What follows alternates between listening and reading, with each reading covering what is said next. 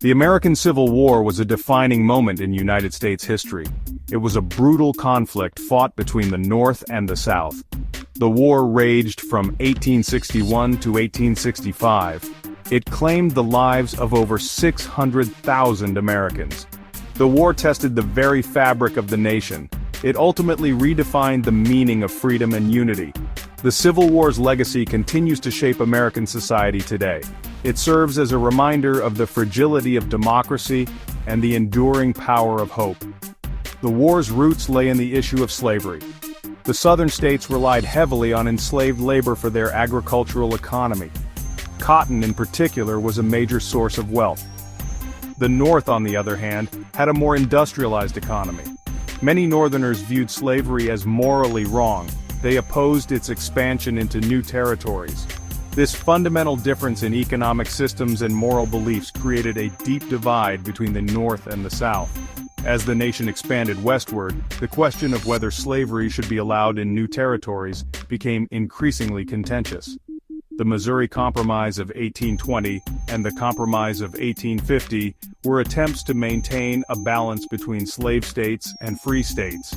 However, these compromises ultimately proved to be temporary solutions. The issue of slavery was a powder keg waiting to explode. In 1860, the election of Abraham Lincoln, a Republican who opposed the expansion of slavery, proved to be the catalyst for secession. Southern states feared that Lincoln's election would lead to the end of slavery.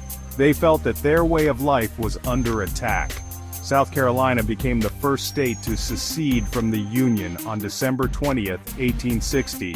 10 more Southern states would follow, forming the Confederate States of America. At the heart of the sectional conflict that led to the Civil War was the issue of slavery, often referred to as the peculiar institution. In the South, slavery was deeply entrenched in the social, economic, and political fabric of society. The Southern economy, heavily reliant on agriculture, particularly the production of cotton, depended on the labor of enslaved African Americans. For white Southerners, slavery was not merely an economic necessity, but also a matter of racial superiority. They believed that whites were inherently superior to blacks, and that slavery was the natural order of things. This belief system permeated Southern society, justifying the enslavement of millions of people. The North, with its more diverse economy and growing abolitionist movement, viewed slavery as a moral abomination. Abolitionists such as Frederick Douglass and Harriet Tubman spoke out against the horrors of slavery, galvanizing public opinion against the institution.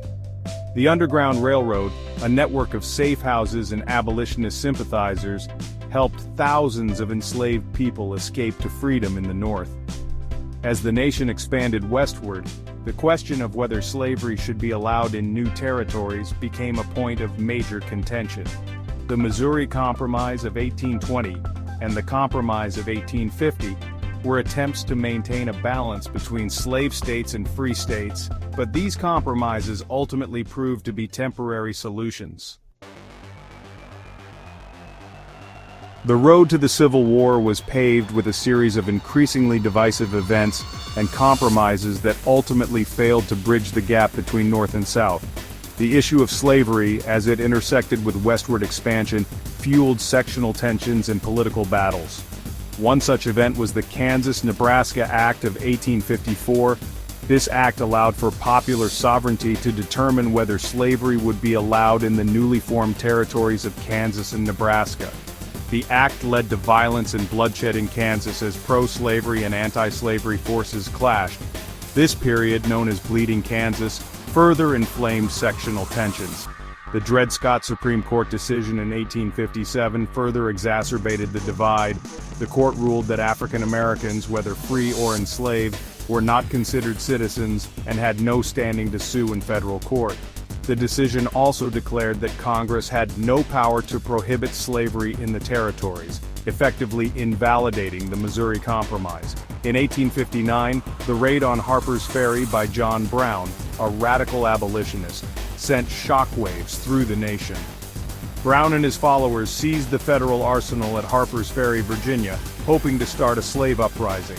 The raid was unsuccessful, and Brown was captured and executed. However, his actions further polarized the nation. Southerners viewed Brown as a terrorist, while many Northerners saw him as a martyr for the cause of freedom. Section 4, Fort Sumter, the spark ignites the blaze. The election of Abraham Lincoln in 1860 proved to be the tipping point for secession. Lincoln, a Republican who campaigned on a platform of preventing the expansion of slavery, was seen as a threat to the Southern way of life. South Carolina, the state most adamant in its defense of slavery, became the first to secede from the Union on December 20, 1860. By February 1861, 6 more Southern states had followed suit: Mississippi, Florida, Alabama, Georgia, Louisiana, and Texas. These 7 states formed the Confederate States of America, electing Jefferson Davis as their president. The Confederate government claimed that secession was a legal right enshrined in the Constitution, while the Union government maintained that the Constitution created a perpetual union that could not be dissolved. The first shots of the Civil War were fired on April 12, 1861, at Fort Sumter in Charleston Harbor, South Carolina. Confederate forces bombarded the federal fort for 34 hours before Union forces surrendered. The attack on Fort Sumter galvanized both sides, leading to a surge in patriotism and a rush to arms. 4 more Southern states, Virginia, Arkansas, Tennessee, and North Carolina, seceded from the Union and joined the Confederacy. The Civil War had begun. Section 5. Bloodshed on the battlefield. Major engagements of the war.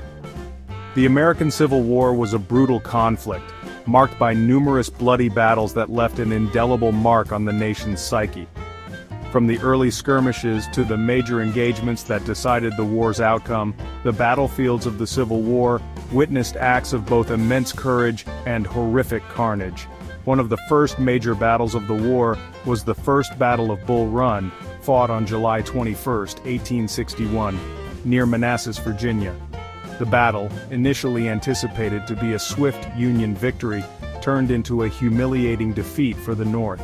Confederate forces, led by General Thomas J. Stonewall Jackson, held their ground against a larger Union army, shattering the illusion of a quick and decisive war. The Battle of Antietam, fought on September 17, 1862, near Sharpsburg, Maryland, proved to be the single bloodiest day in American history. The battle, a tactical draw, resulted in over 22,000 casualties. However, it was a strategic victory for the Union, as it halted General Robert E. Lee's first invasion of the North. Antietam also provided President Lincoln with the opportunity to issue the Emancipation Proclamation. The Battle of Gettysburg, fought from July 1 to 3, 1863 in Gettysburg, Pennsylvania, is widely considered to be the turning point of the Civil War. The 3-day battle, which resulted in over 50,000 casualties, marked the Confederacy's last major offensive in the North. Lee's defeat at Gettysburg dealt a severe blow to Southern morale and marked the beginning of the end for the Confederacy.